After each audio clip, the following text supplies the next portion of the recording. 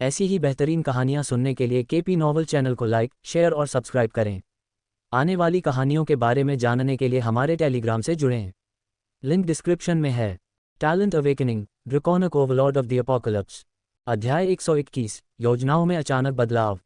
अब हेज़िरियन को अपने प्यारे भाई के खिलाफ सिंहासन के लिए लड़ाई में धकेल दिया गया क्योंकि उसके लोग उस पर विश्वास करते थे।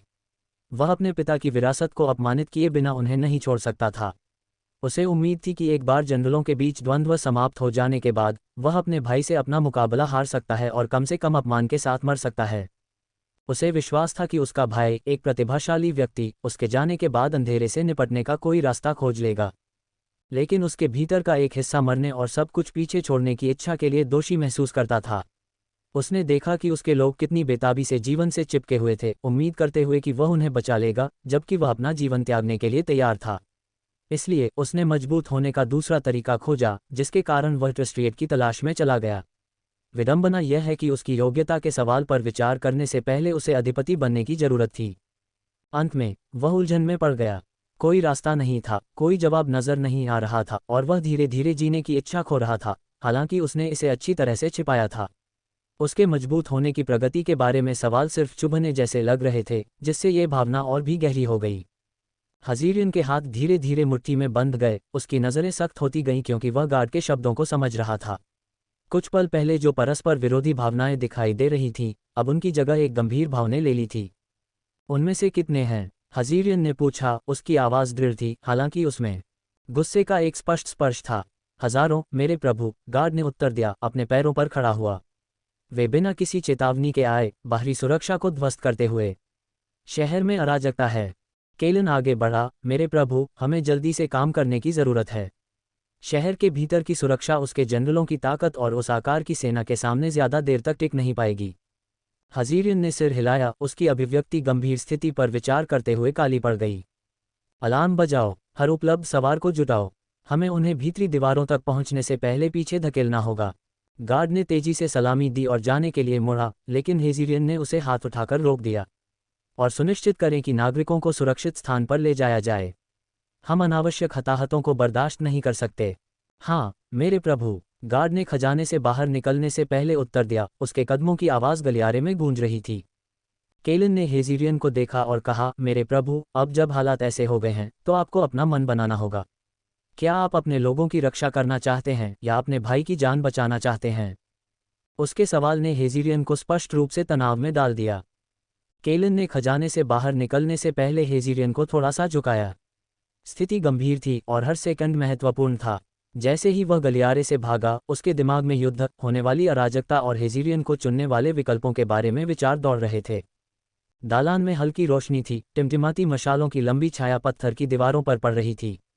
केलन के बख्तरबंद जूतों की आवाज़ गलियारे में गूंज रही थी जब वह आगे बढ़ रहा था। वह तेजी से एक कोने में मुड़ा जब अचानक धमाका। केलन किसी नर्म चीज से टकराया और वह व्यक्ति चौंक कर चीख पड़ा जिससे वह टकराया था। उसे एहसास हुआ कि वह एक युवा ड्रैगन के नौकरानी से टकरा गया था, जो लिनन का ढेर लेकर जा रही थी, जो अब फर्श पर बिखरा पड़ा था। मुझे बहुत खेद है। केलन ने तुरंत माफ़ी मांगी, उसे उठाने के लिए हाथ बढ़ाया। नौकरानी, जो घबराई हुई दिख रही थी लेकिन उसे कोई नुकसान नहीं हुआ, उसने उसका हाथ स्वीकार कर लिया। उसके चांदी के बाल उसकी पीठ पर लहरा रहे थे और उसके सिर से ड्रैगन जैसे सींग सुरुचिपूर्ण ढंग से मुड़े हुए थे। वह किसी भी चीज़ से ज़्यादा हैरान लग रही थी। धन्यवाद, उसने अपने पैरों पर खड़े होते हुए कहा। उसकी सुनहरी आंखें कुछ पल के लिए उसकी आंखों से मिलीं। केलन ने सिर हिलाया, जल्दी से बिखरे हुए लिनन को इकट्ठा किया और उन्हें अपनी बाहों में वापस रख लिया। मैं फिर से माफ़ी मांगता हूँ, लेकिन मुझे जल्दी करनी होगी। ये कहते हुए वह अपने रास्ते पर आगे बढ़ता रहा, खुद को रुकने नहीं दिया। हालांकि जैसे ही वह गलियारे से नीचे चला गया, ड्रैगन नौकरानी की आंखें उसका पीछा करती रहीं। उसके चेहरे पर एक उलझन भरी अभिव्यक्ति थी। उसकी दाहिनी आंख में एक हल्की सुनहरी रोशनी धीरे धीरे उभरी। उसके भीतर एक छोटी घड़ी दिखाई दी, बस एक पल के लिए। उसने पलकें झपकाईं। जो उसने महसूस किया था उसका अर्थ समझने की कोशिश कर रही थी। कितना अजीब, मुझे समय की विसंगति महसूस हो रही है। उद्धरण चिन्ह। क्या ये वही है? क्या वह वास्तव में? केलन ने अपनी गति तेज कर दी, लेकिन अपने स्वामी के घर के हॉल में पूरी गति से दौड़ने से परहेज किया।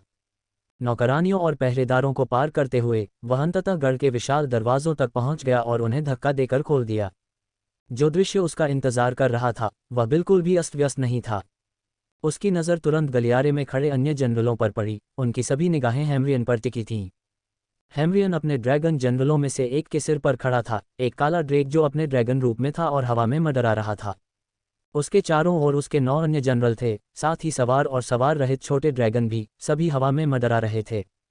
उनके स्वामी हेमरियन के लंबे काले बाल थे जिन्हें हेयरपिन से बांधा गया था। सुनहरे सींगों की जोड़ी ऊपर की ओर मुड़ी हुई थी, जिसके आगे की ओर कुछ बाल चांदी से रंगे हुए थे। उन्होंने सफ़ेद, काले और सुनहरे रंग के वस्त्र पहने थे, साथ में सुनहरे रंग की एक्सेसरीज भी थीं। उनकी सुनहरी ड्रैगन आंखें हेजिरियन से ज़्यादा तीखी थीं और उनके आसपास की आभा सम्मान का एहसास कराती थी। उनके कंधे चौड़े थे, उनकी छाती बाहर निकली हुई थी और उनके चेहरे पर भावहीन भाव उनकी प्रभावशाली उपस्थिति को और भी बढ़ा रहे थे। ये बिना किसी को बताए ही स्पष्ट था कि उनके सामने खड़ा आदमी उनके वर्तमान स्वामी से ज़्यादा एक अधिपति था। हेमरियन ने कहा, उसकी आवाज़ उसके भाई की आवाज़ से ज़्यादा प्रभावशाली थी। ऐसा लगता है कि आप सभी लोग इकट्ठा हो गए हैं। बढ़िया, अब जो बचा है वह मेरा बेकार भाई है।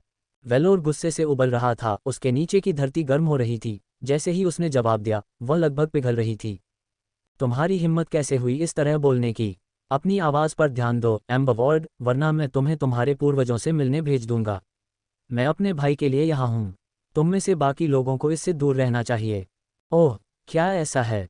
कौन सा खास अवसर तुम्हें इस तरह मेरे घर भागने के लिए मजबूर कर सकता है, भाई? वेलोर और बाकी लोगों के पीछे एक आवाज़ गूंजी, जिससे वे सभी अपना सिर स्रोत की ओर घुमाने लगे। अध्याय 122, भाईचारे का टकराव। यह आवाज़ किसी और की नहीं बल्कि हेजिरियन की थी। वह शांति से चला, उसका पोकर चेहरा उसके अंदर की बेचैनी को छुपा रहा था। अब अपने जनरलों के बीच खड़ा होकर उसने रात के आसमान की ओर देखा, उसकी आंखें हेमरियन पर टिकी हुई थीं। तो, भाई, मुझे बताओ, तुम क्या चाहते हो? तुम यहाँ क्यों हो? हेमरियन ने उनके ऊपर मंडराते हुए ठंडी निगाहों से देखा। मैं यहाँ चीज़ों को ख़त्म करने आया हूँ। हेजिरियन ने अपनी आंखें सिकोड़ लीं। तुम्हारा क्या मतलब है? मूर्ख मत बनो, हेमरियन ने तीखी प्रतिक्रिया दी। अंधकार ने मुझ पर और मेरे लोगों पर हमला किया। हमें खाली करना पड़ा और अब हम सब यहाँ हैं। हम अब और इधर उधर की बातें नहीं कर सकते। चलो इसे एक बार और हमेशा के लिए सुलझा लेते हैं। हमारे लोगों को उनके अधिपति की ज़रूरत है। अपने भाई की बातों को समझते हुए हेजिरियन की अभिव्यक्ति सख्त हो गई। क्या आप कह रहे हैं कि हमें अपने पिछले समझौते को छोड़ देना चाहिए? जाहिर है, हेमरियन ने उत्तर दिया, उसकी आवाज़ तिरस्कार से भरी हुई थी। या क्या तुमने मेरी कही एक भी बात नहीं सुनी? हेमरियन की सुनहरी आंखें उसके सुनहरे मानस के साथ चमक उठीं। जब उसने हेजिरियन से आंखें मिलाईं, उसकी आवाज़ ठंडी थी। हम मरते दम तक लड़ेंगे, भाई। जो बचा रहेगा वही अगला अधिपति होगा। यही एकमात्र तरीका है। हेजिरियन की आंखें चौंक कर चौड़ी हो गईं। यह पागलपन है, हेमरियन। हम भाई हैं। तुम कैसे सुझाव दे सकते हो कि हम सत्ता के पद के लिए एक दूसरे से मरते दम तक लड़ें? कोई और तरीका होना चाहिए। मुझे यकीन है कि अगर हम काफ़ी कोशिश करेंगे तो हम कोई ऐसा रास्ता खोज लेंगे जिससे हम सब इससे बच सकें। जैसे ही उसने बात की, उसने देखा कि उसके आसपास के जनरल उसे सदमे से देख रहे थे, निराशा के करीब। हेमरियन की अभिव्यक्ति काली पड़ गई जब उसने आवाज़ दी कि हर कोई क्या सोच रहा था। क्या तुम्हें ड्रैगन होने का कोई गर्व नहीं है, हेजिरियन? क्या तुम समझते भी हो कि अधिपति होने का क्या मतलब है? उसके शब्दों ने हेजिरियन के आत्मविश्वास को हिला दिया। तुमने इतने पवित्र कर्तव्य के बारे में इतनी हल्की बात करने की हिम्मत कैसे की? ओवरलॉर्ड सिर्फ एक उपाधि या सत्ता का पद नहीं है, यह एक जिम्मेदारी है, एक संरक्षक की भूमिका है, एक जीने का तरीका है। यह एक विरासत है जिसे हमारे शाही वंश ने अपनाया है और जिसे हम समय के अंत तक आगे बढ़ाएंगे। ये सत्ता के बारे में नहीं है, हेजिरियन, यह इस बारे में है कि हम कौन हैं। अगर आप इसे नहीं देख सकते तो आप इस उपाधि के अयोग्य हैं। हेजिरियन ने अपनी मुट्ठियां भींच लीं, उनके भाई के शब्द उन्हें बहुत चुभ रहे थे। आप इतने आश्वस्त कैसे हो सकते हैं कि अगर आप ओवरलॉर्ड बन गए तो आप अंधकार को हरा पाएंगे? यहाँ तक कि हमारे पिता, जितने भी शक्तिशाली थे, विरासत के साथ गिर गए। आप इतने आश्वस्त कैसे हो सकते हैं कि आपका भी यही हश्र नहीं होगा? हेमरियन के हाव भाव नहीं बदले।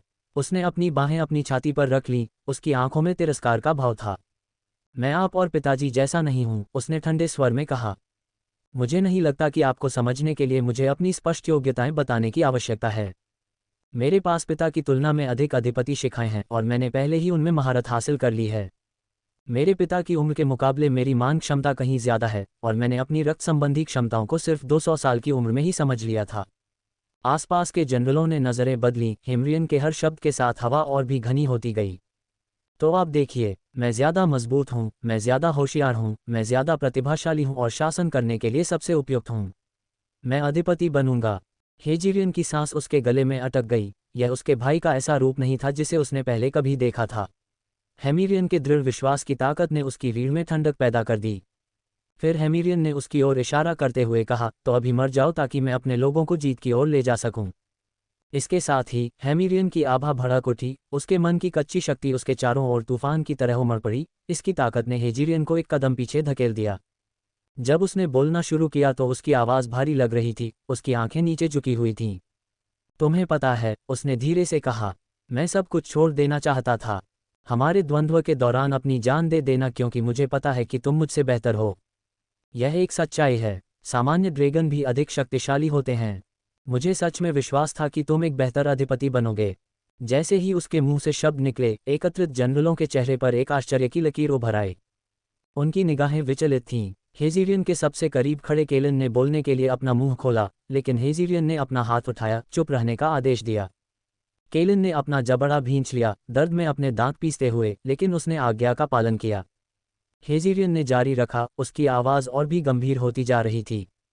लेकिन फिर हर कोई मेरे चारों ओर इकट्ठा होने लगा, मुझ पर विश्वास करते हुए, उम्मीद करते हुए कि मैं उन्हें बचा सकता हूँ। और कुछ समय के लिए मुझे भी इस पर विश्वास हो गया। उसकी आंखों में क्षणभंगुर आशा की झलक थी। मैंने कड़ी मेहनत की, बस यही करना चाहता था।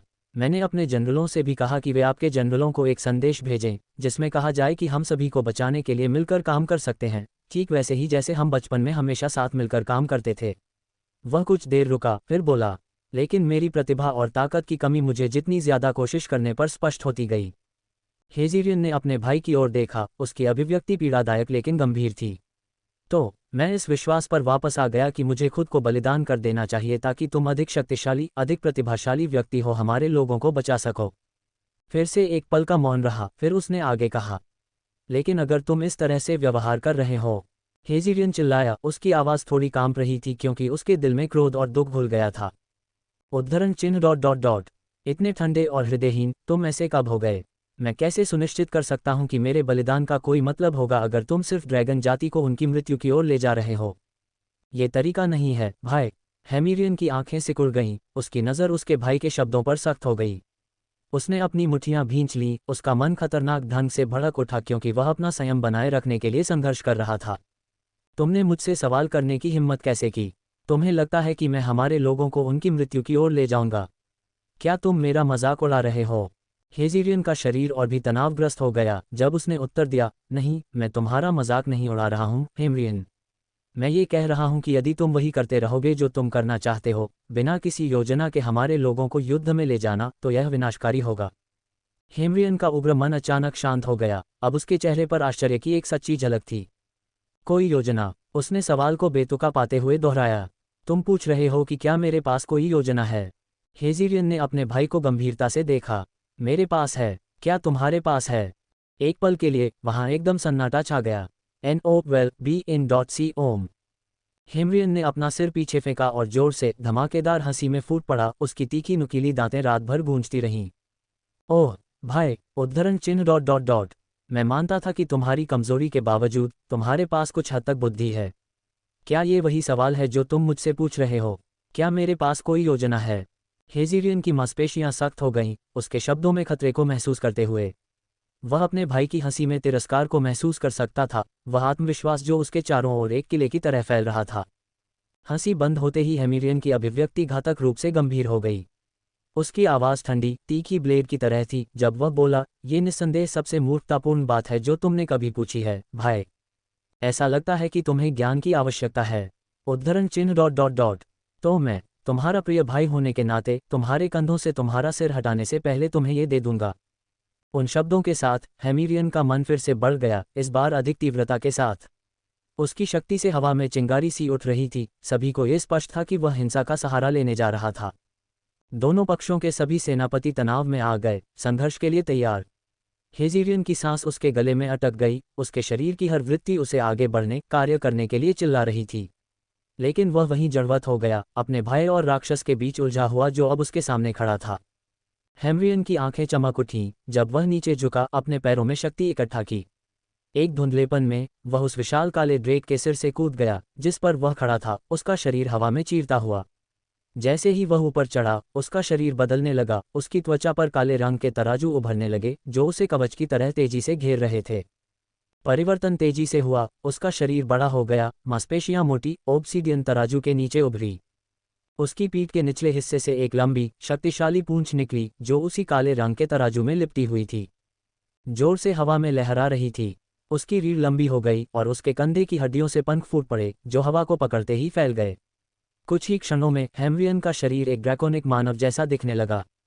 उसकी पीली आंखें चमक उठीं, उनके भीतर की कच्ची शक्ति को गलत नहीं समझा जा सकता था।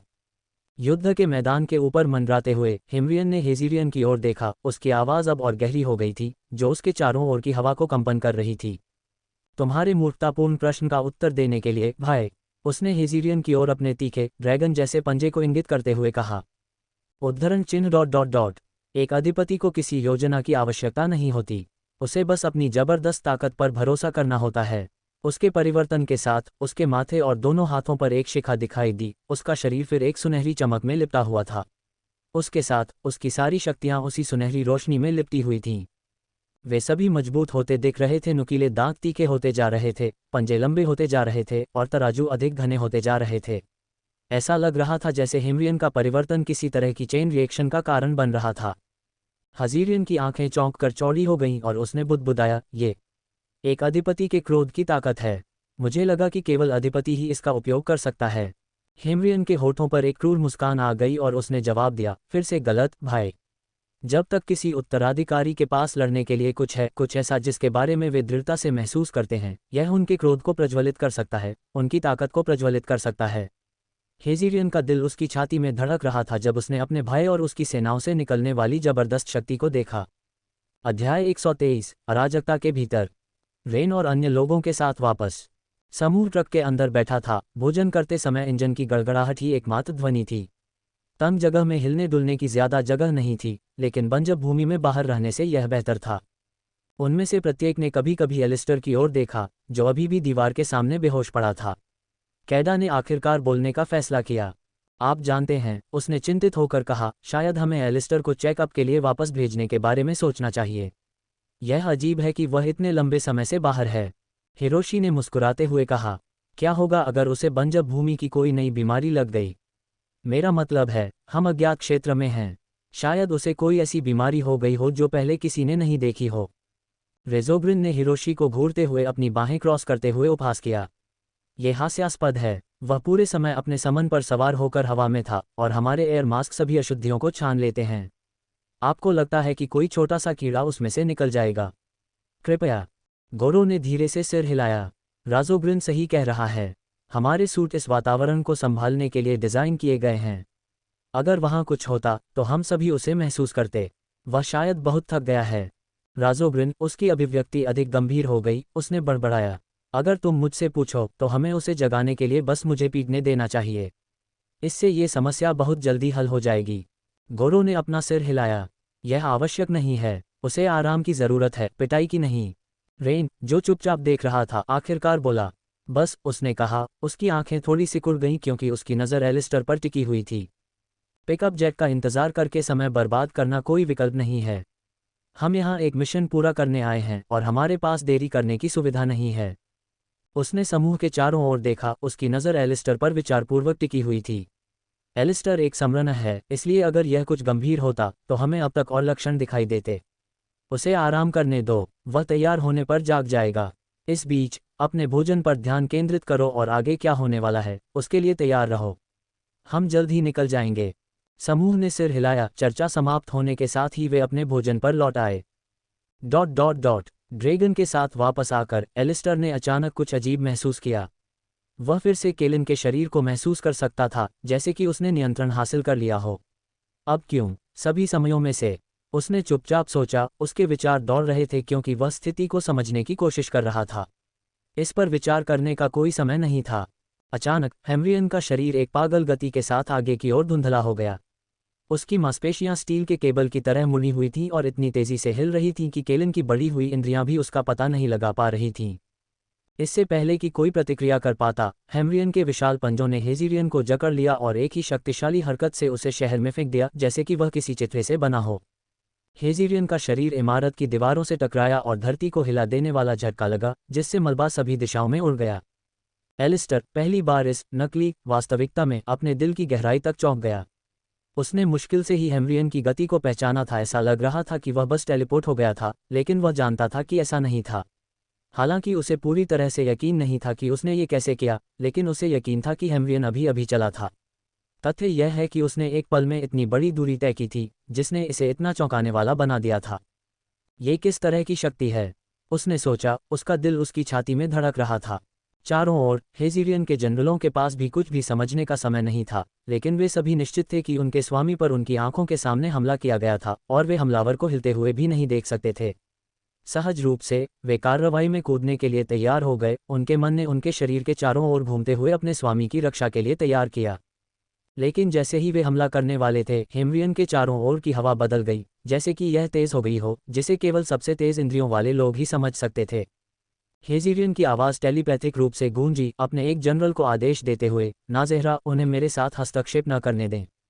काले बाल, लाल आंखें और घुमावदार काले सींग वाली महिला नाज़ेहरा अग्रिम पंक्ति के पास खड़ी थी। वह काली ड्रेक थी जिस पर हेमरियन पहले सवार था, और वह पहले से ही अपने लड़ाकू रूप में बदल चुकी थी। उसका काला और सफ़ेद कवच रात के आसमान के नीचे चमक रहा था। उसने मुस्कुराते हुए अपने होंठों को एक भयावह मोड़ दिया और जोर से जवाब दिया, चिंता करने की कोई ज़रूरत नहीं है, मेरे स्वामी। इसके साथ ही उसकी आंखें लाल रंग के मानस के साथ चमक उठीं और वह दुष्टता से हंसी। उसी क्षण उसकी छाती के ऊपर एक लाल शिखा जीवन में आ गई, एक ऐसी शक्ति के साथ विकिरण कर रही थी जिसने उसके चारों ओर की हवा को चटकने पर मजबूर कर दिया। अंतरिक्ष कानून को तोड़ना, उसने कहा। उसकी आवाज़ वास्तविकता के ताने बाने के माध्यम से कंपन करती हुई प्रतीत हुई। उस क्षण उनके चारों ओर का स्थान अपने आप में ढहने से पहले कांपने लगा। एक पल में हवा में सभी जनरल और ड्रैगन सवार जहां खड़े थे, वहां से गायब हो गए, जैसे कि वास्तविकता से खींचे गए हों। उनमें से प्रत्येक ने नाज़ेहरा द्वारा चुने गए स्थान पर टेलीपोर्ट किया, जिससे उनके संघर्ष में केवल हेमरियन और हेज़िरियन ही रह गए। एलिस्टर ने खुद को शहर के एक बेतरतीब हिस्से में दुर्घटनाग्रस्त पाया, जिससे आसपास के ड्रैगन के परिजन हैरान हो गए। उन्हें आश्चर्य हुआ कि अचानक हंगामा क्यों हुआ। एलिस्टर अचानक हुए बदलाव से अभी भी लड़खड़ा रहा था। उसने महसूस किया कि हवा में नमी बढ़ रही है। उसने केलिन के दांत पीसते हुए स्थिति का आकलन करने की कोशिश की, लेकिन खेल में मौजूद शक्तियों के विशाल पैमाने ने उसे असमंजस में डाल दिया। यह मेरे द्वारा सामना की गई किसी भी चीज़ से परे है। अगर केलिन का शरीर साथ नहीं दे सकता, तो मैं कैसे बच सकता हूँ? एलिस्टर के विचार घुमावदार हो गए, क्योंकि वह एक योजना के बारे में सोचने के लिए संघर्ष कर रहा था। एलिस्टर ने खड़े होते ही मलबे, धूल और मलबे के टुकड़ों से खुद को ऊपर उठाया। उसका दिमाग ये समझने के लिए दौड़ रहा था कि अभी क्या हुआ था। यह अच्छी बात है कि ड्रैगन जनरल ने हमें एक बेतरतीब जगह पर भेजा। उसने अपने आसपास के वातावरण को सावधानी से देखते हुए सोचा। तो मुझे लगता है कि मुझे अभी उस लड़ाई में फंसने की चिंता करने की ज़रूरत नहीं है। लेकिन मुझे इस सब में क्या करना चाहिए? एलिस्टर को यकीन था कि दो ड्रैगन वारिसों के बीच लड़ाई का पैमाना उसकी कल्पना से परे था, और इसने उसे असहज महसूस कराया, अपने अगले कदम के बारे में अनिश्चित। लेकिन उसे यकीन था, अगर कभी केलिन की मौत होगी, तो वह शायद आज रात इस लड़ाई के दौरान होगी। जब उसने अपने विचारों को इकट्ठा करने की कोशिश की, तो अचानक एक आवाज़ ने खामोशी को चीर दिया। ओह, तुम जितना मैंने सोचा था उससे कहीं ज़्यादा मजबूत हो। आवाज़ मधुर थी, लगभग चंचल, फिर भी उसमें एक स्पष्ट खतरनाक वाइब थी। कोई चिंता नहीं, मुझे अपने आदमी मजबूत पसंद हैं। जब मैं आखिरकार उन्हें तोड़ती हूँ तो यह और भी मज़ेदार हो जाता है। वह हंसी। एलिस्टर का दिल धड़क उठा और वह तेज़ी से मुड़ा। केलिन की आंखें सदमे से चौड़ी हो गईं। वहां खड़े होने पर उसे किसी ऐसे व्यक्ति से मिलने की उम्मीद नहीं थी। उसके चांदी के बाल उसकी पीठ पर नदी की तरह बह रहे थे, उसकी लाल आंखें चमक रही थीं। उसके सामने खड़ी महिला कोई और नहीं बल्कि नाज़ेहरा एबिसवर्ड थी, वह जनरल जिसने अपनी रक्त रेखा क्षमता का इस्तेमाल करके उसे और बाकी लोगों को शहर भर में बिखेर दिया था। ये वही है जिसने पहले टेलीपोर्टेशन का कारण बना था। क्या उसकी शिखा यही कर सकती है? अगर ऐसा है, तो चीज़ें समस्याग्रस्त साबित हो सकती हैं। जो मैंने पहले देखा था, वह बहुत अच्छी तरह से केलिन की गति से मेल खाने में सक्षम हो सकती है। अध्याय 124, विरोधी एक कानून तोड़ने वाला। एलिस्टर ने अचानक अपने सिर में केलिन की आवाज़ सुनी। एबिसवर्ड, मेरे लिए सबसे खराब संभावित मैच। क्या ये बेहतर नहीं होता अगर वह नेली राज के पीछे जाती? लगता है मैं भूल गया कि उन्हें ऐसे दुश्मनों का सामना करना मनोरंजक लगता है जो वापस लड़ नहीं सकते। क्या? एलिस्टर केलिन के विचारों को फिर से सुनकर हैरान रह गया, जिससे वह भ्रमित हो गया। इससे पहले कि वह पूरी तरह से समझ पाता कि केलिन क्या कह रहा था, उसके दिमाग में सूचनाओं की एक धार भर गई, जिससे वह थोड़ा सा सिहर गया क्योंकि उसके सामने खड़े ड्रैगन जनरल की भयानक क्षमताएं सामने आईं। कोई व्यवस्था नहीं, कानून तोड़ना, क्या ये रक्तरेखा क्षमता के मामले में बहुत शक्तिशाली नहीं है? एलिस्टर ने सोचा, उसका दिल धड़क रहा था। इससे पहले कि वह आगे कुछ सोच पाता, ना, ज़ेहरा बोल पड़ी, अंतरिक्ष कानून तोड़ना। एक पल में वह अपनी पिछली स्थिति से गायब हो गई और केलिन के ठीक सामने फिर से प्रकट हुई। उसकी लाल आंखें चमक रही थीं, उसके चेहरे पर एक उत्साहित भाव था। एलिस्टर को उसके अचानक हरकत को समझने का समय ही नहीं मिला, इससे पहले कि वह फिर से बोलती। Shattering force law. उसकी उंगली लगभग आकस्मिक झटके के साथ हिली, केलिन के कवच पर टैप करते हुए। कोई भी इस तरह के हमले से किसी भी तरह के नुकसान की उम्मीद नहीं करेगा, लेकिन इस परिदृश्य में विपरीत सच था। प्रभाव तुरंत विनाशकारी था। केलिन का शरीर एक बहुत बड़े बल के साथ पीछे की ओर धकेला गया, जिससे एक ध्वनि बूम हुआ जो उल्का की तरह हवा में फट गया। एलिस्टर ने प्रभाव महसूस किया क्योंकि केलिन का शरीर इमारतों से टकराया। विशुद्ध बल ने दीवारों को मलबे में बदल दिया और मलबे को सभी दिशाओं में उड़ा दिया। उनके आसपास के ड्रैगन किन डर से चिल्लाए, सुरक्षा के लिए भागते हुए जैसे ही अराजकता फैल गई। केलिन का शरीर एक आखिरी दीवार से टकराया, आखिरकार मलबे में रुक गया। केलिन के शरीर के हर इंच में दर्द फैल गया, लेकिन यह उन सभी इमारतों और संरचनाओं के कारण नहीं था जिनसे वह टकराया था। नहीं, यह उस आकस्मिक झटके के कारण था जो उसकी छाती पर लगा था। नाज़ेहरा की हंसी रात की हवा में गूंज रही थी। यह आश्चर्यजनक रूप से आसान था, उसने उत्साह के साथ कहा। मुझे लगा कि तुम वीरता शून्य हर समय अपने पंजों से पृथ्वी को जकड़े रहते हो। मुझे उम्मीद नहीं थी कि तुम इतनी दूर तक उड़ जाओगे। ये खतरनाक था, एलिस्टर ने सोचा। ऐसा लगता है कि केलिन ने जो सोचा था वह सच है। वह उसके लिए बहुत खराब मैच है। अगर वह इस तरह से कानूनों को तोड़ सकती है तो इससे पहले कि मुझे वापस लड़ने का मौका मिले, ये खत्म हो सकता है। एलिस्टर ने अपने पैरों पर खड़े होने के लिए संघर्ष किया। केलिन का शरीर प्रभाव से कांप रहा था। धूल और मलबा उसके कवच से चिपका हुआ था और जब वह ध्यान केंद्रित करने की कोशिश कर रहा था तो उसकी दृष्टि धुंधली हो गई। उसे पता था कि उसे हिलना होगा, इस स्थिति से बाहर निकलने के लिए कुछ कुछ सोचना होगा। भागना तो जाहिर सी बात है, अगर मैंने ऐसा कुछ करने की कोशिश की तो इस बात की बहुत अधिक संभावना है कि केलिन ही मेरी जगह ले लेगा। एलिस्टर कोई योजना बनाने की कोशिश कर रहा था, लेकिन नाज़ेहरा उसे ऐसा करने का समय नहीं देने वाली थी। वह धीरे धीरे उसकी ओर चलने लगी। ऐसा मत सोचो कि तुम बस भाग जाओगे, छोटे वेलोर वॉर्ड, उसने ताना मारा। उसकी आवाज़ एक खतरनाक म्याऊं जैसी लग रही थी। मैंने अभी तक तुम्हारे साथ शुरू भी नहीं किया है। एलिस्टर ने खुद को सीधा खड़ा होने के लिए मजबूर किया, केलिन की छाती में तेज दर्द को अनदेखा करते हुए। तुम मुझसे क्या चाहते हो? उसने पूछा। नाज़ेहरा मुस्कुराई, उसके चेहरे पर एक शरारती भाव था जिससे ऐसा लग रहा था कि उसे इस बात से उत्तेजना का एक बीमार रूप मिल गया है। मुझे क्या चाहिए? मैं देखना चाहती हूँ कि तुम पूरी तरह से टूटने से पहले कितना कुछ झेल सकते हो। ऐसा अक्सर नहीं होता कि मुझे तुम्हारे जैसे किसी व्यक्ति के साथ खेलने का मौका मिले जो इतना दृढ़ हो। जैसे ही वह बोल रही थी, एलिस्टर का दिमाग तेजी से दौड़ने लगा। वह जानता था कि वह उससे सीधे नहीं लड़ सकता। केलिन का शरीर ऐसे हमलों का सामना नहीं कर पाएगा। अगर वह अंतरिक्ष कानून को तोड़ सकती है, बल कानून को तोड़ सकती है, तो उसे अन्य कानूनों को तोड़ने से कौन रोक सकता है? नाज़ेहरा के पास जो शक्ति थी वह बहुत शक्तिशाली लग रही थी और ऐसा लग रहा था कि हेज़िरियन के परिवर्तन ने उसे और भी मजबूत बना दिया होगा। लेकिन एलिस्टर निश्चित था, इसकी एक सीमा होनी चाहिए। एलिस्टर के ध्यान केंद्रित करने के साथ केलिन की आंखें और भी अधिक क्रूर लगने लगी, उसका दिमाग तेज गति से चलने लगा। शायद वह लगातार कई बार एक कानून तोड़ सकती है, या वह जितने कानून तोड़ सकती है उसकी एक सीमा है। एलिस्टर के आगे सोचने पर केलिन की आंखें थोड़ी चौड़ी हो गईं। कानून तोड़ना, इस बारे में सोचने पर ऐसा लगता है कि वह जिस कानून को तोड़ना चाहती है उसके बारे में कहती है, इससे पहले कि वह संबंधित टूटे हुए कानून के साथ आगे बढ़े। ये भी समझा जा सकता है कि उसकी शिखा उसकी छाती पर उसकी गर्दन के पास क्यों है। इसे सक्रिय करने के लिए उसकी आवाज़ का उपयोग करना चाहिए। एलिस्टर की नज़र केलिन की तरफ बंधी तलवार पर चली गई। मुझे बस उससे तेज़ चलने की ज़रूरत है। मैं आवाज़ से भी तेज़ चल सकता हूँ, उससे भी तेज़, ताकि वह प्रतिक्रिया कर सके। इसलिए उसके हमलों से बचना और मेरा सामना करना कोई समस्या नहीं होनी चाहिए। एक तेज़ हरकत के साथ एलिस्टर ने केलिन की तलवार को उसके म्यान से बाहर निकाला। ब्लेड मंद रोशनी में चमक रहा था, जो उनके आसपास की अराजकता का प्रतिबिंब था। नाज़ेहरा अपने कदमों में रुक गई, उसकी आंखें सिकुड़ गईं क्योंकि उसने एलिस्टर को युद्ध के लिए तैयार होते देखा। एक धूर्त मुस्कान उसके होठों पर आ गई, मनोरंजन और प्रत्याशा का एक स्पर्श। ओह, तुम वापस लड़ने जा रहे हो? कितना मनोरंजक है। एलिस्टर ने कोई जवाब नहीं दिया, उसका पूरा ध्यान अपनी योजना पर था। उसने अपने घुटनों को थोड़ा मोड़ा, खुद को एक विस्फोटक शुरुआत के लिए तैयार किया। उसके हाथ की शिखा में आग लग गई और उसके चारों ओर की हवा बिजली की तरह चमक उठी।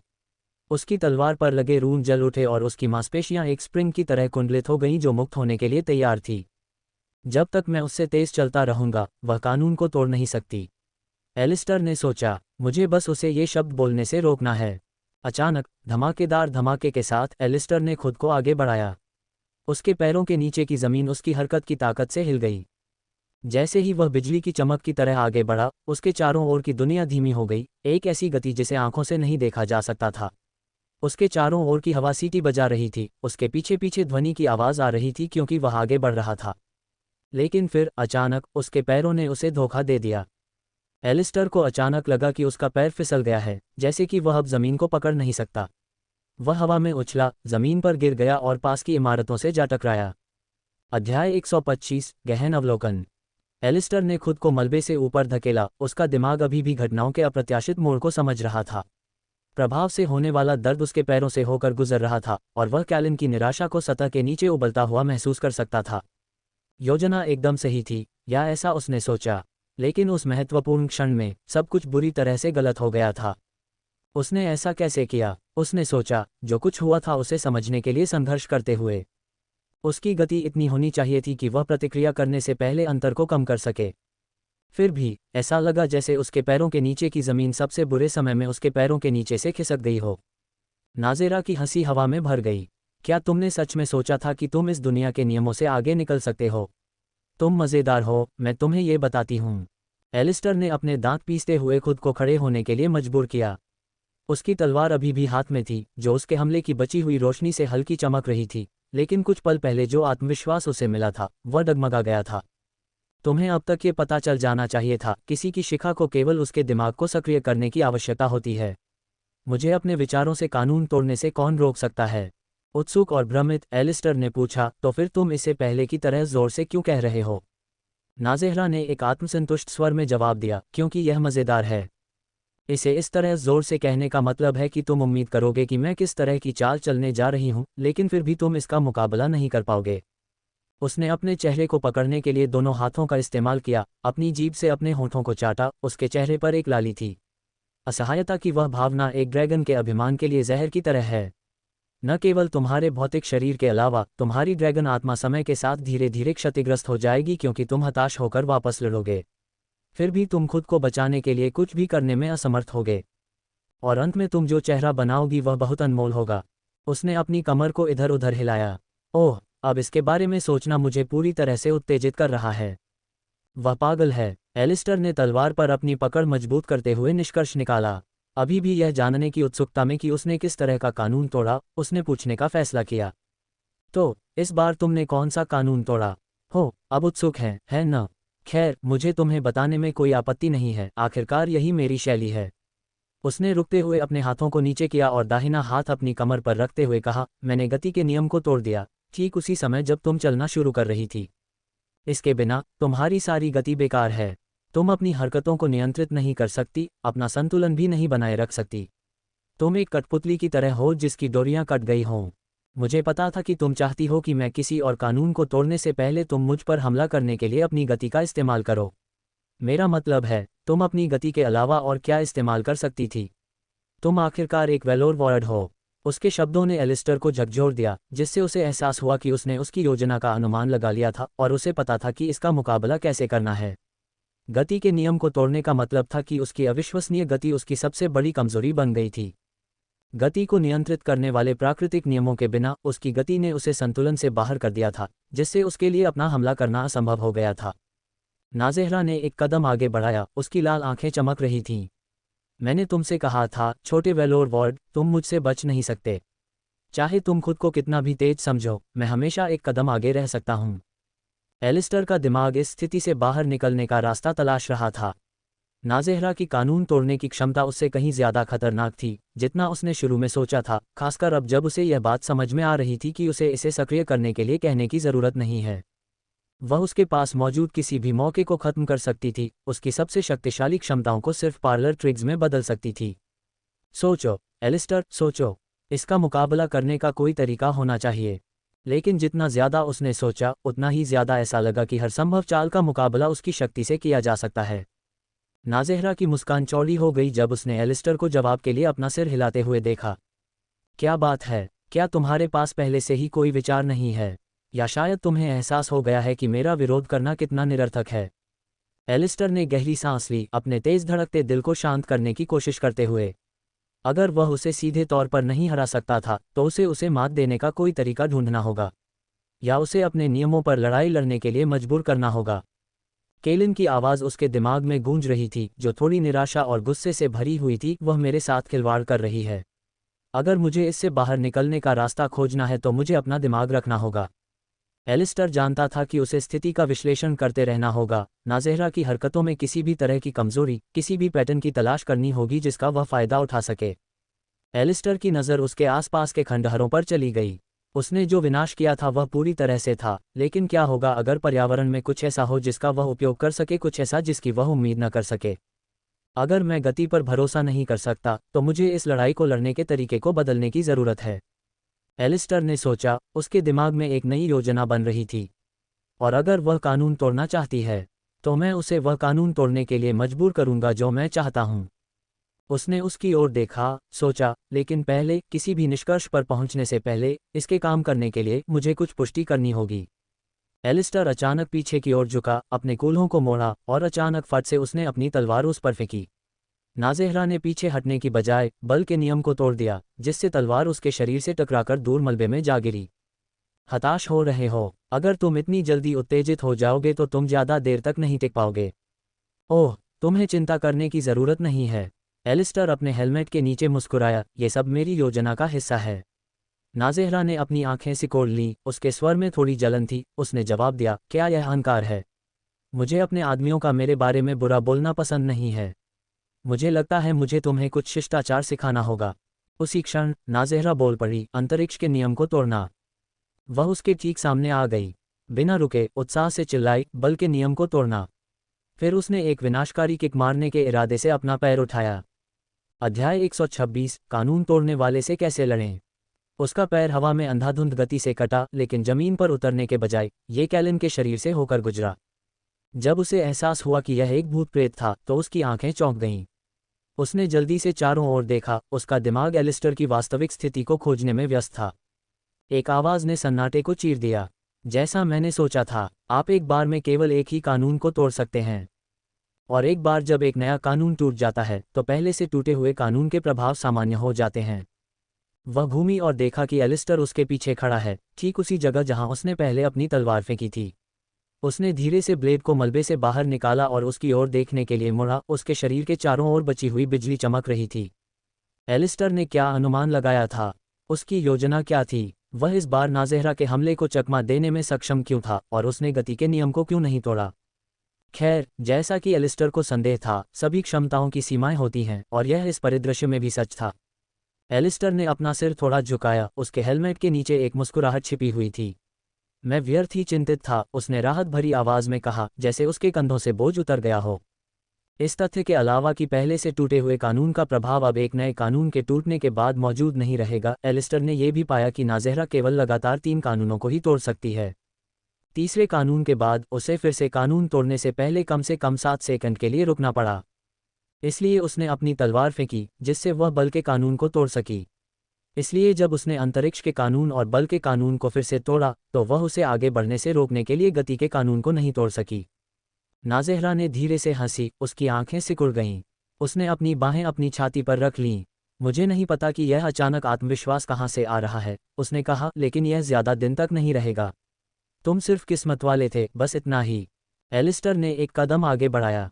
उसने अपनी तलवार को अपने कंधे पर टिका लिया। उसका शरीर बिजली की तरह चमक रहा था।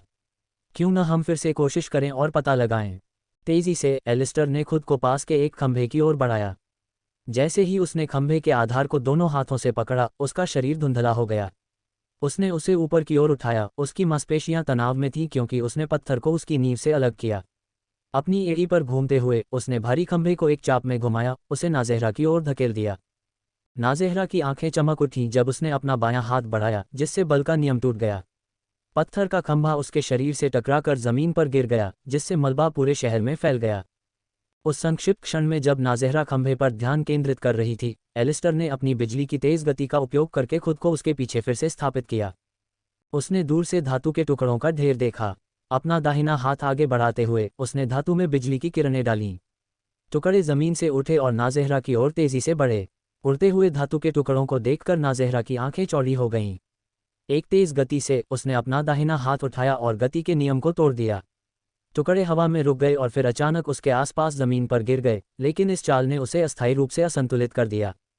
एक रास्ता देखकर एलिस्टर एक ढहती हुई दीवार पर कूद गया ताकि एक उच्च स्थान प्राप्त कर सके। उसने अपना वजन अपने बाएं पैर पर डाला, दोनों हाथों से एक बड़े दांतेदार पत्थर को पकड़ लिया। एक शक्तिशाली घुरघुराहट के साथ उसने पत्थर को नाज़ेहरा की ओर फेंक दिया। नाज़ेहरा का ध्यान आने वाले पत्थर पर गया। उसने अपना बायां हाथ आगे बढ़ाया और गति के नियम को तोड़ दिया, जिससे पत्थर हवा में ही रुक गया। वह वस्तु एक जोरदार धमाके के साथ जमीन पर गिरी, जिससे धरती में कंपन हुआ और उसके चारों ओर मलबा फटने लगा। जैसे ही नाज़ेहरा प्रभाव से लड़खड़ाई, एलिस्टर हरकत में आ गया।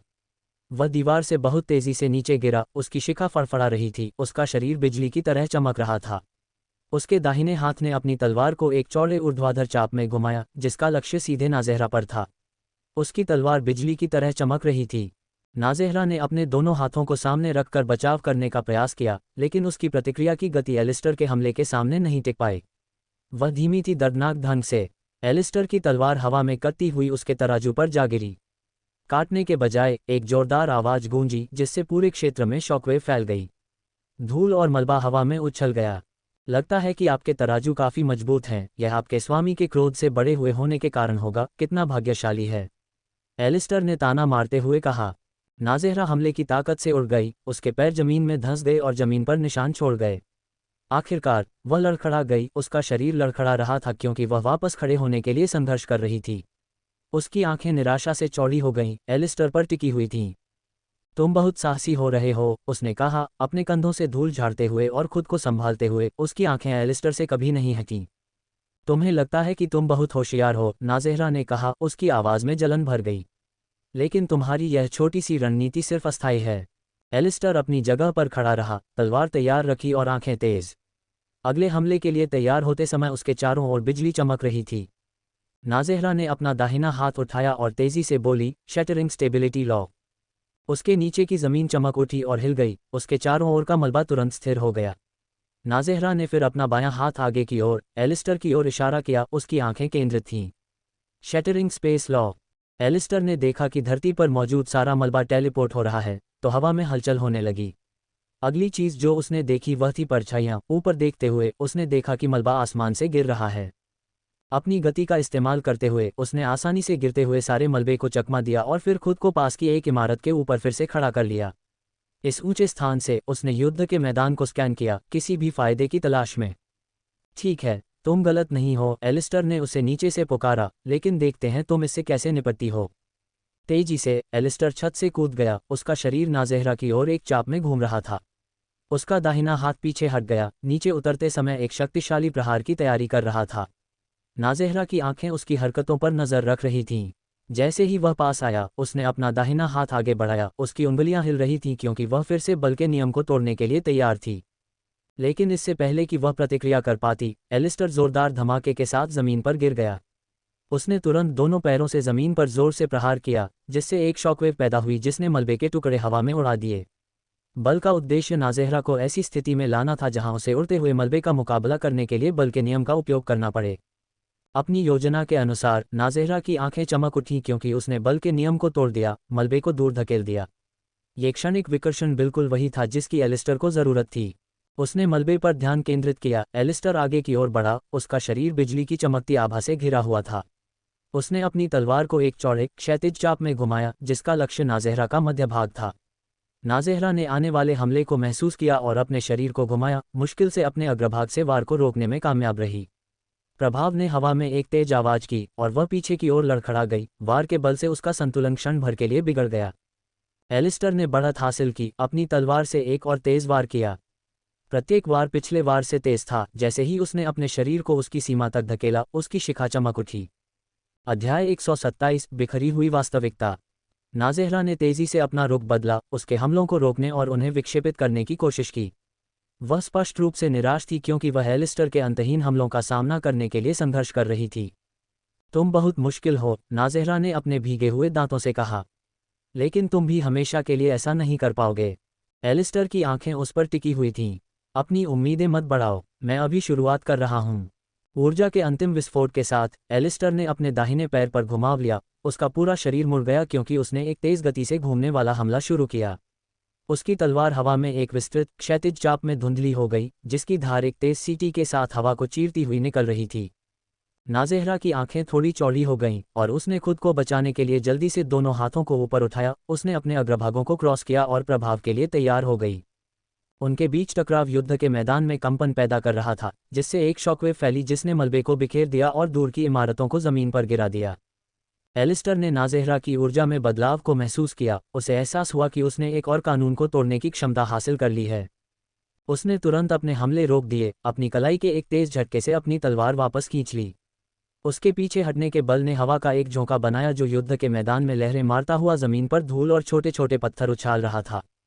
उसके पैर जमीन पर एक ठोस धमाके के साथ लगे और वह कई मीटर दूर जा गिरा। उसकी तलवार रक्षात्मक मुद्रा में थी। नाज़ेहरा ने अपनी बाहें नीचे कर लीं। उसकी आंखें सिकुड़ गईं क्योंकि वह उसे पीछे हटते हुए देख रही थी। उसकी सांसें भारी थीं और उसके होठों पर एक मुस्कुराहट बनने लगी। क्या बात है? उसने ताना मारा। अभी से भाग रहे हो? मुझे लगा कि तुम अभी शुरू ही हुए हो। NOWELL-BEACOM। एलिस्टर ने उसे वापस देखा। मैं बस अपनी गति से चल रहा हूँ। मैं इसे इतनी जल्दी खत्म नहीं करना चाहता। नाज़ेहरा ने हल्के से हंसते हुए कहा। उसकी आंखों में चमक थी। देखते हैं कि तुम इस खेल को कब तक जारी रख सकते हो। उसने अपना रुख बदला और खुद को उनकी लड़ाई के अगले दौर के लिए तैयार किया। एलिस्टर ने अपनी तलवार पर अपनी पकड़ मजबूत कर ली क्योंकि वह अपना अगला कदम उठाने की तैयारी कर रहा था। अचानक एलिस्टर ने फिर से कैलन की आवाज़ सुनी। जिस तरह से वह काम कर रही है, उसकी ताकत, उसकी शिखा की क्षमताओं के साथ कुछ गड़बड़ लग रही है। उससे निपटना इतना आसान नहीं होना चाहिए। उसके कबीले के ड्रैगन के साथ लड़ाई सामान्य परिस्थितियों में भी इस तरह नहीं होनी चाहिए और इस तथ्य को देखते हुए कि वह अपने स्वामी की शक्ति से बढ़ रही है, उसे अब तक मुझे खत्म कर देना चाहिए था। एलिस्टर के विचार तेजी से दौड़ने लगे क्योंकि वह कैलन के शब्दों को समझने की कोशिश कर रहा था। नाज़ेहरा को इससे भी अधिक शक्तिशाली होना चाहिए। उसे याद आया कि जब ऐसा लग रहा था कि हिमरियन ने उसके चारों ओर समय को तेज कर दिया है, तब केवल वह और उसकी सेनाएं ही सामान्य रूप से आगे बढ़ पा रही थीं। अगर ऐसा है तो वह अब उसकी गति से मेल क्यों नहीं खा पा रही है? वह उसे अपनी कमजोरियों का फायदा क्यों उठाने दे रही है? उसका व्यक्तित्व किसी को भी यह उम्मीद दिलाता है कि वह लड़ाई के लिए भूखी मनोरोगी होगी, लेकिन जिस तरह से वह लड़ रही थी, उसमें वह विशेष रूप से आक्रामक नहीं थी। एलिस्टर जितना ज्यादा इसके बारे में सोचता, अब ये सब उतना ही बेतुका लगता। इसके अलावा अपने शिखा का उपयोग करने की भावना कैसे ये किसी के शरीर में मैना के प्रवाह को तेज करता है, ये खतरा कि अगर किसी की मैना नसें ज्यादा घूमेंगी तो वे फट सकती हैं, ये सब कुछ अस्तित्वहीन लग रहा था। कैसे वह कानूनों को तोड़ सकती है न? एलिस्टर के दिमाग में कुछ बातें आने लगीं। बल, गति, स्थिरता और स्थान। जहां तक मैं समझता हूं, यह उसकी सीमा नहीं होनी चाहिए। केलिन की यादों से मुझे जो जानकारी मिली, उसने कहा कि वे किसी भी कानून को तोड़ सकती हैं। तो फिर उसने वास्तविकता, समय या इससे भी बेहतर, मन को क्यों नहीं तोड़ा? लेकिन अगर उसने पहले ही ऐसा कर दिया है तो क्या होगा? जैसे उसने गति के साथ किया, क्या होगा अगर उसने पहले ही अपने मन से उन मूलभूत नियमों में से एक को तोड़ दिया और मुझे पता भी नहीं चला? क्या इस तरह से ये लड़ाई बहुत जल्दी खत्म नहीं हो जाएगी? ये लड़ाई, क्या यह असली भी है? नाज़ेहरा ने कैलिन की अचानक चुप्पी को देखा और भयावह रूप से मुस्कुराए। अचानक चुप्पी क्यों है? मुझे मत बताओ कि तुम पहले ही खत्म हो चुके हो। ओह, कितना बोरियत भरा है। उसके शब्दों ने अलर्ट को फिर से तनाव में ला दिया। उस पर फिर से ध्यान केंद्रित करते हुए उसने अपनी तलवार पर अपनी पकड़ मजबूत करते हुए कहा, इसमें से कुछ भी असली नहीं है न? नाज़ेहरा ने अपना सिर थोड़ा बाईं ओर झुकाया। अपनी उंगली को अपने चेहरे पर दबाते हुए उसने चंचलता से कहा, ओह, लगता है कि मुझे पता चल गया है। लगता है कि मौज मस्ती का समय खत्म हो गया है। जैसे ही उसने कहा, एलिस्टर और भी तनाव में आ गया। नाज़ेहरा ने बोलना जारी रखा और वह धीरे धीरे एलिस्टर की ओर बढ़ने लगी। मैं वैसे भी रहस्य रखने वाली नहीं हूँ। उद्धरण चिन्ह ... इसलिए मुझे सब कुछ वैसा ही वापस करने में कोई आपत्ति नहीं है जैसा कि उसे होना चाहिए। जैसे ही वह पास आए, एलिस्टर ने देखा कि वह हिल नहीं पा रहा था। वह पूरी तरह से अपनी जगह पर जम गया था। क्या उसने फिर से गति के नियम को तोड़ दिया? उसने चुपचाप सोचा, लेकिन किसी कारण से उसे लगा कि ऐसा नहीं था। वह पहले ही सीधे उसके सामने खड़ी हो गई थी। उसने अपनी उंगली की नोक का इस्तेमाल करके उसकी विशाल तलवार को एक तरफ झुकाते हुए कहा, वास्तविकता के नियम को चकनाचूर करना। उस पल एलिस्टर ने देखा कि अचानक उसके चारों ओर दरारें उभर आई हैं। केलिन की आंखें चौंक कर चौड़ी हो गईं। दरारें चारों ओर फैलने लगीं, जल्द ही सब कुछ घेरने लगीं। और फिर कहीं से भी धमाका, सब कुछ बिखर गया। एलिस्टर अब खड़ा नहीं था, केलिन की तलवार को अपने सामने पकड़े हुए। नहीं, इसके बजाय उसने खुद को मलबे के ढेर में जमीन पर पाया। खून बह रहा था।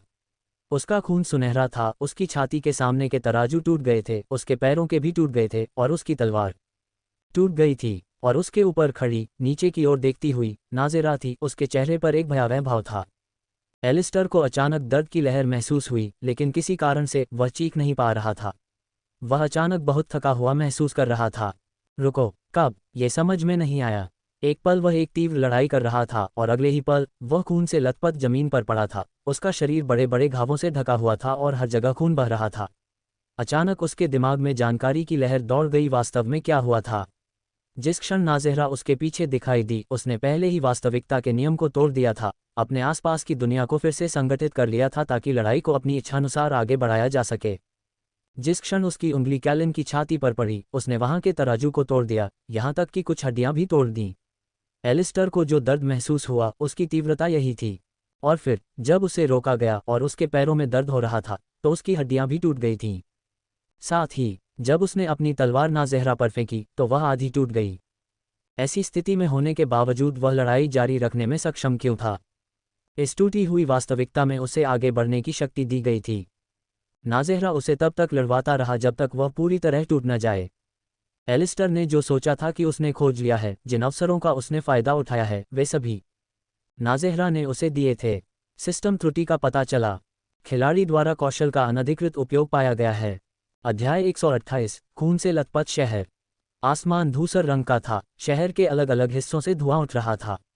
चारों ओर से भारी धमाके सुनाई दे रहे थे, जो हर जगह चल रही लड़ाई से आ रहे थे। सेनापति खूनी संघर्ष में उलझे हुए थे। सवार आसमान में आपस में भिड़ रहे थे। दहाड़ने और स्टील के टकराने की स्पष्ट आवाजें जोर से बज रही थीं। एलिस्टर को लगा कि केलिन के शरीर पर उसका नियंत्रण खत्म हो रहा है। ऐसा लग रहा था जैसे सेनापति यह समझना चाहता था कि उसके सामने जो दृश्य उसने देखा उसका क्या मतलब है। केलिन की आंखें चौड़ी हो गईं जब उसने अपने सामने के दृश्य को देखा। शहर अब खंडहर में तब्दील हो चुका था और उसके शरीर में दर्द इतना बढ़ गया था कि उसे अनदेखा नहीं किया जा सकता था। उसकी आवाज़ कांप रही थी और वह बुदबुदा रहा था, क्या हो रहा है? नाज़ेहरा की हंसी गूंज उठी। वह उसके करीब झुक गई। उसके चेहरे पर उत्साह की एक बीमार सी झलक थी। उसकी भयावह मुस्कान चौड़ी हो गई क्योंकि उसने केलिन के चेहरे पर उलझन भरी नज़र देखी। उसका हेलमेट पहले से ही टूट चुका था, जिससे उसका डरा हुआ, खुरदुरा चेहरा दिखाई दे रहा था। एक वैकल्पिक वास्तविकता में फंस जाना आपके साथ ऐसा कर सकता है। यह आपके दिमाग को खराब करता है न? लेकिन चिंता न करें, मैं आपको बता दूंगी कि क्या हो रहा है। वह रुकी, फिर अचानक पीछे हट गई। लेकिन उससे पहले उसने कहा, अपना सिर थोड़ा झुकाते हुए, जैसे ही उसकी मुस्कुराहट और भी दुष्ट हो गई। मैं जहां से रुकी थी उससे संतुष्ट नहीं हूं। मुझे लगता है कि हमें एक और राउंड की ज़रूरत है। अचानक नाज़ेहरा का पैर अचानक तेजी से बाहर निकला। उसका पैर केलिन के पेट में जा लगा। वह हौंकने लगा। उसकी आंखें उभर आईं क्योंकि प्रभाव ने उसके फेफड़ों से हवा को बाहर निकाल दिया। उसके मुंह से खून की धार बह रही थी। वह हवा में एक चितरे की तरह उछल रहा था और पास की इमारतों के खंडहरों से हिंसक रूप से टकरा रहा था। ढहते हुए पत्थर और धातु की आवाज़ पूरे खंडहर शहर में गूंज रही थी। कैलन मलबे में पड़ा था। उसकी सांसें उखड़ी हुई और उथली थीं। वह खुद को ऊपर धकेलने के लिए संघर्ष कर रहा था। खड़े होने की ताकत जुटाने की कोशिश करते हुए उसकी बाहें कांप रही थीं। लेकिन उसके शरीर ने उसे धोखा दिया और वह वापस जमीन पर गिर पड़ा। उसका कवच अब टूट चुका था। उसके टुकड़े उसके आसपास के मलबे में बिखरे हुए थे। उसके असंख्य घावों से सुनहरा खून बह रहा था, जो उसके नीचे की जमीन को दाग रहा था। नाज़ेहरा ने अपने हाथ की एक ही लहर से अंतरिक्ष के नियम को तोड़ दिया। एक पल में वह उसके ऊपर खड़ी थी। उसकी उपस्थिति अब घुटन भरी और दमनकारी लग रही थी। उसने उपहासपूर्ण सहानुभूतिपूर्ण भाव से कैलन की ओर देखा। ओह, तुमको देखो, फिर से उठने की कोशिश कर रहे हो। तुम वाकई कुछ और खेलना चाहते हो, है न? वह उसके बगल में झुक गई। अपना सिर झुकाते हुए उसने उसके घायल शरीर की जांच की, अपने हाथ को उसके सीने पर फिराया। ठीक है, उसने धीमी और धमकी भरी आवाज में फुसफुसाते हुए कहा, मैं आपकी मदद करने में बहुत खुश हूं। कैलन की दृष्टि धुंधली हो गई क्योंकि उसने उस पर ध्यान केंद्रित करने की कोशिश की, लेकिन उसका शरीर सहयोग करने से इनकार कर रहा था। उसकी उंगलियां हिल रही थीं, उसके नीचे मिट्टी और टूटे हुए पत्थर को पकड़ रही थीं, लेकिन खुद को उठाने के लिए उसे जिस ताकत की जरूरत थी वह वहां नहीं थी। नाज़ेहरा धीरे धीरे खड़ी हुई, उसकी आंखें कैलन से कभी नहीं हटीं और उसने उसे उसके बालों से उठाया।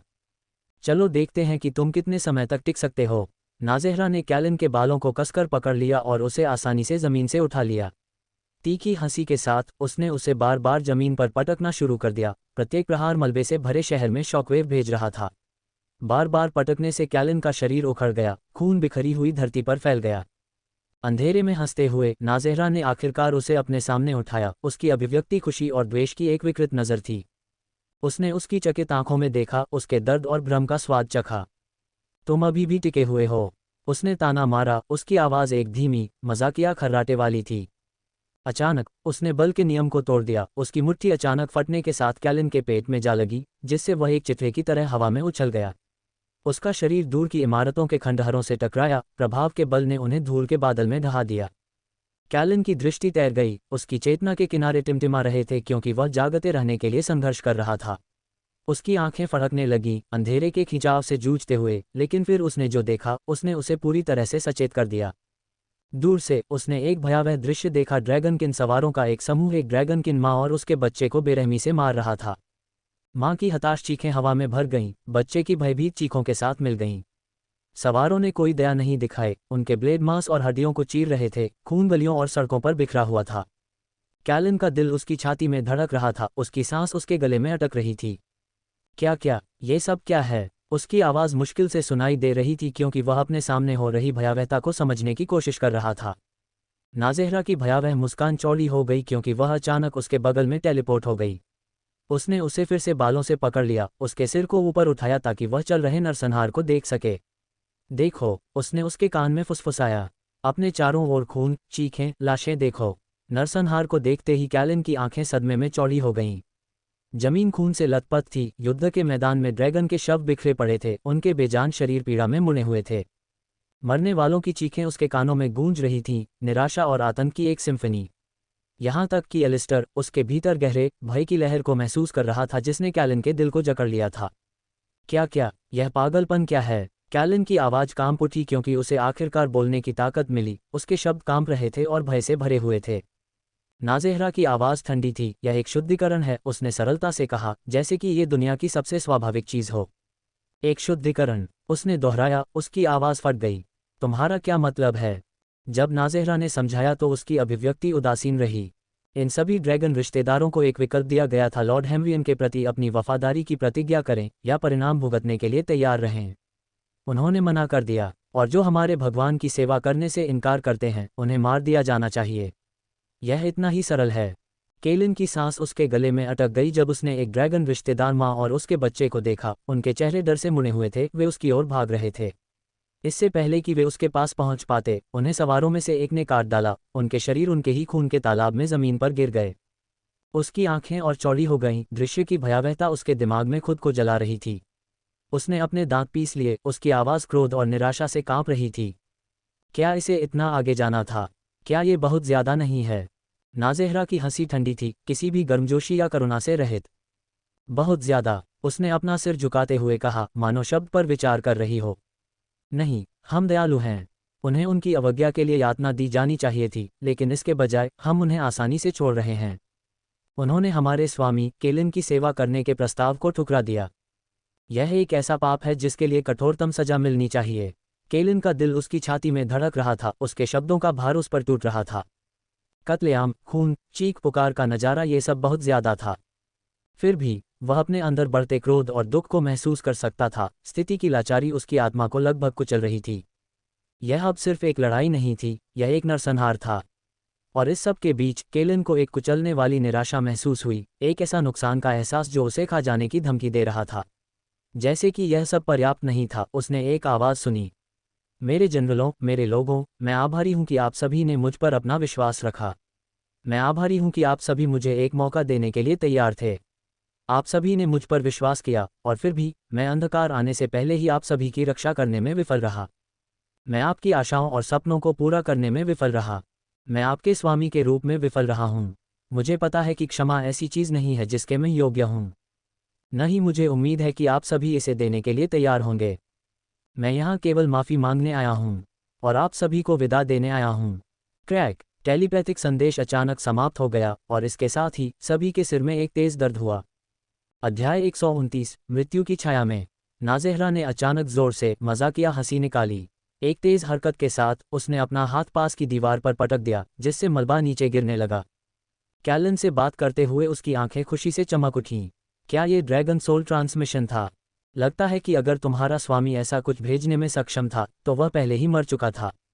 क्या हुआ? 30 मिनट। मुझे लगा कि मेरे स्वामी के साथ उसकी लड़ाई इससे कहीं ज्यादा समय लेगी। लगता है मैंने उसे ज्यादा आंक लिया। कैलन का चेहरा पीड़ा से लाल हो गया, उसका शरीर कांप रहा था और वह धीरे धीरे पुकार रहा था, लॉर्ड, लॉर्ड हेज़िरियन, लॉर्ड हेज़र। खून की खांसी के साथ उसकी आवाज़ टूट गई। एलिस्टर अभी भी कैलन के दिमाग में फंसा हुआ था। उसने निराशा और लाचारी की लहर को अपने अंदर महसूस किया। उनके बीच के संबंध ने भावनाओं को और भी ज्यादा बढ़ा दिया, नुकसान की भावना को और भी तीव्र कर दिया। त्रुटि। खिलाड़ी खोज मापदंडों को ओवरराइड करने का प्रयास कर रहा है। त्रुटि। खिलाड़ी बलपूर्वक कौशल सक्रियण का प्रयास कर रहा है। कौशल सक्रियण विफल। नाज़ेहरा की नज़र केलिन की ओर गई। उसकी प्रतिक्रिया देखकर उसकी मुस्कान और बढ़ गई। ओह, यह क्या है? क्या तुम एक बच्चे की तरह हो जो अपनी माँ को पुकार रहा है? रोते रहो केलिन। तुम्हारा स्वामी इतनी आसानी से मर गया क्योंकि वह कमज़ोर था, और हमारे आसपास मरने वाले ये सभी लोग सिर्फ मूर्ख हैं जिन्होंने उसके साथ कब्र में जाने का फैसला किया। केलिन के मुंह से खून टपकता रहा क्योंकि वह अपने दर्द के बावजूद बोलने की ताकत जुटा रहा था। मैं तुम्हें ऐसा करने नहीं दूंगा, वह हिंसक खांसियों के बीच कहने में कामयाब रहा। उसकी आवाज़ में तनाव था। नाज़ेहरा की अभिव्यक्ति कठोर हो गई, लेकिन उसकी आंखों में अभी भी मनोरंजन का एक निशान था। ओह, सच में? और तुम इसके बारे में क्या करने की योजना बना रहे हो? तुम हमें रोकने की स्थिति में नहीं हो और तुम्हारे पास बचाने के लिए कुछ भी नहीं बचा है। केलिन की दृष्टि धुंधली हो गई क्योंकि वह होश में रहने के लिए संघर्ष कर रहा था। उसकी निगाहें नाज़ेहरा पर टिकी रहीं। उसकी आंखों में गुस्सा उस आग की तरह था जो धीरे धीरे शहर को भस्म कर रही थी। नाज़ेहरा ने केलिन के बालों को पकड़ लिया और उसे अपनी नज़रों से मिलने के लिए मजबूर किया। तुम्हें पता है, अगर तुम मेरे स्वामी के अधीन आने को तैयार हो तो मैं तुम्हारी जान बख्श सकती हूँ। वह उन सभी का स्वागत करता है जो सेवा करने के लिए तैयार हैं। मैं मरना पसंद करूंगी, केलिन ने बीच में टोका। उसकी आवाज़ कर्कश थी, जो बिना किसी हिचकिचाहट के उसके प्रस्ताव को काट रही थी। पहली बार नाज़ेहरा के चेहरे पर एक गंभीर भाव था। तो मर जाओ। एक तेज गति से उसने अपना हाथ केलिन की छाती में घुसा दिया। उसकी उंगलियां उसके तराजू और मांस को चीर रही थीं। केलिन ने सांस रोक ली। उसकी आंखें सदमे और दर्द से चौड़ी हो गईं क्योंकि नाज़ेहरा का हाथ उसके दिल के चारों ओर बंद हो गया। उसने उसे एक झटके से उसकी छाती से अलग कर दिया। उसका धड़कता हुआ दिल उसकी मुट्ठी में कमज़ोर ढंग से धड़क रहा था। केलिन की सांसें रुक गईं। उसका शरीर कांपने लगा क्योंकि उसे लगा कि उसकी जान निकल रही है। नाज़ेहरा के हाथ में दिल ने आखिरी बार कमज़ोर धड़कन दी, फिर वह शांत हो गया। उसकी आंखों से रोशनी फीकी पड़ गई। घृणा की नज़र से नाज़ेहरा ने दिल को फेंक दिया, उसे कचरे के टुकड़े की तरह फेंक दिया। केलिन का शरीर बेजान होकर ज़मीन पर गिर गया। उसका सुनहरा खून उसके नीचे बह रहा था। मृत्यु वह नियति है जो उन सभी का इंतज़ार करती है जो मेरे स्वामी का विरोध करने की हिम्मत करते हैं। अब दूसरों का अनुसरण करें। तुम्हारा स्वामी परलोक में तुम्हारा इंतज़ार कर रहा है। बिना एक और नज़र डाले उसने गिरे हुए योद्धा की ओर पीट कर ली और चलने लगी। उसके चारों ओर युद्ध की अराजकता जारी रही, लेकिन नाज़ेहरा ने उस व्यक्ति की तरह धैर्य बनाए रखा जिसने पहले ही जीत का दावा कर दिया था। और बस ऐसे ही सब कुछ पूरी तरह से काला हो गया। पेनल्टी क्वेस्ट पूरा हुआ। अब खिलाड़ी की चेतना को उनके शरीर में वापस लाया जा रहा है।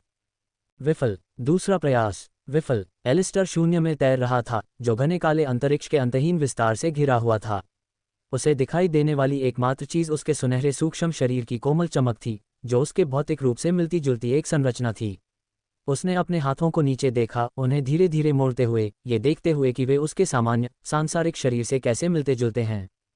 केलिन मर चुका है और पेनल्टी क्वेस्ट खत्म हो गया है, उसने खुद से कहा। उसकी आवाज़ खाली जगह में गूंज रही थी। उसने अपनी मुट्ठियां कस लीं। उसके भीतर एक गहरी निराशा उबल रही थी। उसे यह पसंद नहीं आया कि चीज़ें कैसे हुईं, जिस तरह से वे लोग मर गए, जिस तरह से वह हेज़िरियन को नहीं बचा सका। लेकिन कुछ और था, कुछ गहरा जो उसे परेशान कर रहा था। उसके मन में एक अजीब सी आसक्ति की भावना थी, भावनाएं जो पूरी तरह से उसकी नहीं थीं। ये भावनाएं, ये मेरी नहीं हैं, एलिस्टर फुसफुसाया। उसकी नज़र अंधेरे शून्य में चली गई।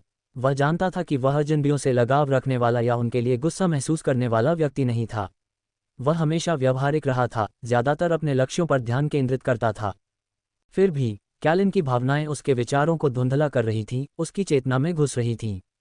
ऐसा इसलिए था क्योंकि वे एक शरीर साझा करते थे, उनकी आत्माएं आपस में जुड़ी हुई थीं। ये वैसा ही था जैसा कि जब उसने पहली बार कैलिन की आवाज़ सुनी थी, तब उसे जो पछतावा और उदासी थी जब उसने अपने भाई को नहीं मारने का फैसला किया था। ठीक है, इसमें कोई मदद नहीं की जा सकती, उसने आह भरते हुए कहा, अपने हाथों को अपनी बगल में गिरा दिया। अब सब खत्म हो गया है। मैं आगे बढ़ सकता हूँ और बंजर भूमि घटना में दूसरों की मदद करने के लिए वापस आ सकता हूँ। जैसे ही उसने आगे बढ़ने का संकल्प लिया, शून्य में एक आवाज़ गूंजी, नर्म लेकिन स्पष्ट। युवा स्वामी, कृपया प्रतीक्षा करें। एलिस्टर थिथक गया, अपने कंधे पर अचानक पकड़ महसूस करते हुए। उसने नीचे देखा और देखा कि एक बैंगनी रंग का सूक्ष्म हाथ वहां टिका हुआ था, स्पर्श कोमल लेकिन दृढ़ था। उसकी आंखें चौंककर चौड़ी हो गईं क्योंकि उसने अपने पीछे उपस्थिति को पहचाना। धीरे धीरे वह पलटा। ये केलन था। मुझे समझ में नहीं आ रहा, तुम यहाँ कैसे हो? केलन, उसका बैंगनी रंग का सूक्ष्म रूप मंद रूप से चमक रहा था, धीरे धीरे एक घुटने पर गिर गया, सम्मान में अपना सिर झुकाते हुए। मैं यहाँ कैसे हूँ इससे कोई फर्क नहीं पड़ता, दूर के समय के युवा स्वामी। जो मायने रखता है वह ये है कि मैं यहाँ हूँ। और अगर मैं इतना साहसी हो सकता हूँ तो मेरा एक अनुरोध है। एलिस्टर एक पल के लिए चुप रहा, उसका दिमाग दौड़ रहा था। क्या तुम्हें पता था कि मैं इस पूरे समय तुम्हारे शरीर का उपयोग कर रहा था? हाँ, युवा स्वामी। तो तुमने मुझे ऐसा क्यों करने दिया? मुझे ऐसा करने के लिए कहा गया था। किसने? ये मैं नहीं बता सकता, केलिन ने जवाब दिया, उसका स्वर क्षमा प्रार्थी था। एलिस्टर रुक गया, उसकी आंखें केलिन के चेहरे को देख रही थीं। एक पल के लिए ऐसा लगा कि वह बहस करना चाहता था, जवाब मांगना चाहता था, लेकिन इसके बजाय उसने एक लंबी सांस छोड़ी, जैसे कि उसने इसे जाने देने का फैसला किया हो। तुम क्या चाहते हो? केलिन ने बोलते हुए अपना सिर थोड़ा ऊपर उठाया। मुझे पता है कि यह आपसे पूछने का मेरा अधिकार नहीं है, युवा स्वामी, लेकिन मैं आपसे विनती करता हूँ। हेज़िरियन का बदला लें, मेरे लोगों का बदला लें जो खुद की रक्षा के लिए वापस नहीं लड़ सके। वे उस भाग्य के लायक नहीं थे जो उन पर थोपा गया है। अध्याय 130, अंधेरे में लुप्त होना। एलिस्टर ने केलिन को घूरा, उसकी सुनहरी आंखें उसके सूक्ष्म शरीर की फीकी चमक को दर्शा रही थीं। उसने अपनी बाहें अपनी छाती पर मोड़ लीं। तुम मुझसे ऐसा करने की उम्मीद कैसे कर सकते हो? केलिन, अभी भी एक घुटने पर, अपनी बैंगनी आंखों में आशा की एक झलक के साथ एलिस्टर को देखा। मुझे यकीन है कि तुम कुछ कर सकते हो, युवा स्वामी। अगर तुम्हारी आत्मा अंतरिक्ष और समय को पार करने में सक्षम है तो। एलिस्टर ने अपना सिर हिलाते हुए उसे बीच में ही रोक दिया। मैं मृतकों को वापस नहीं ला सकता, केलिन। नहीं, मैं तुम्हारे लोगों का बदला लेने के लिए वहां वापस जा सकता हूं। और मेरा विश्वास करो जब मैं कहता हूं कि मैंने तुम्हें वापस लड़ने में मदद करने की कोशिश की लेकिन नहीं कर सका। उसकी आवाज़ भारी लग रही थी, लेकिन ये केलिन तक नहीं पहुंच रही थी। केलिन ने अपनी मुट्ठियां भींच लीं, उसका शरीर भावनाओं से कांप रहा था। कृपया, युवा स्वामी, मैं खुशी खुशी कुछ भी दे दूंगा मेरे स्वामी का स्वाभिमान यहाँ दांव पर लगा है। उसकी आंखों में आंसू भर आए, जो बहने की धमकी दे रहे थे। एलिस्टर ने भावनाओं की एक लहर को महसूस किया, उसे एहसास हुआ कि वे अभी भी किसी स्तर पर जुड़े हुए हैं। वह कैलिन की हताशा, उसके नुकसान की गहरी भावना को महसूस कर सकता था। एलिस्टर उसके बगल में बैठ गया, उसके बाल उसके आधे चेहरे पर गिर रहे थे, उसकी आंखों को ढंक रहे थे। देखो, तुम्हारे स्वामी और तुम्हारे लोगों के साथ जो हुआ वह वास्तव में खेदजनक है। मेरा विश्वास करो जब मैं कहता हूं कि मैं तुम्हारा दर्द महसूस कर सकता हूं, उसने अपने सीने पर हाथ रखते हुए कहा। इसका एक एक कण, लेकिन अब ये सब चला गया है और हम कुछ नहीं कर सकते। तुम केवल इतना कर सकते हो कि इसे छोड़ दो। एक बार के लिए अपने अभिमान से मुक्त हो जाओ। इसे एक जंजीर न बनने दो जो मृत्यु के बाद भी तुम्हें बांधे रखे।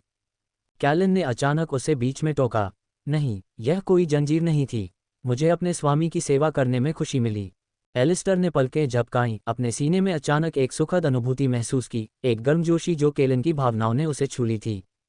केलिन का सूक्ष्म रूप थोड़ा और चमकने लगा जब उसने आगे कहा, अपने स्वामी की सेवा करने से मुझे उद्देश्य मिला। अपनी वफादारी की शपथ लेने से पहले भी मैं हमेशा उनके साथ था। मैंने उन्हें बढ़ते देखा, मैंने उन्हें संघर्ष करते, उम्मीद करते और सपने देखते देखा। अपने स्वामी के साथ जीवन कुछ ऐसा था जिसे मैं दुनिया की किसी भी चीज़ के लिए नहीं बदल सकता। कभी कोई जंजीर नहीं थी। सच तो यह है कि उसके साथ जीवन सबसे अच्छा था।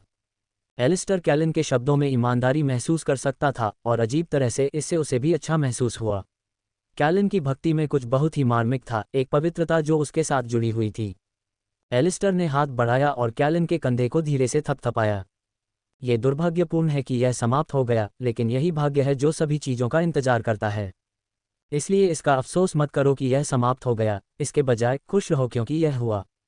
और शायद, कौन जानता है, हो सकता है कि तुम्हारा स्वामी वास्तव में दूसरी तरफ तुम्हारा इंतजार कर रहा हो। कैलन थोड़ा मुस्कुराया, हालांकि यह उदासी के स्पर्श के साथ था। शायद, उसने धीरे से कहा, तुम सही हो, मुझे उसे इंतजार नहीं कराना चाहिए।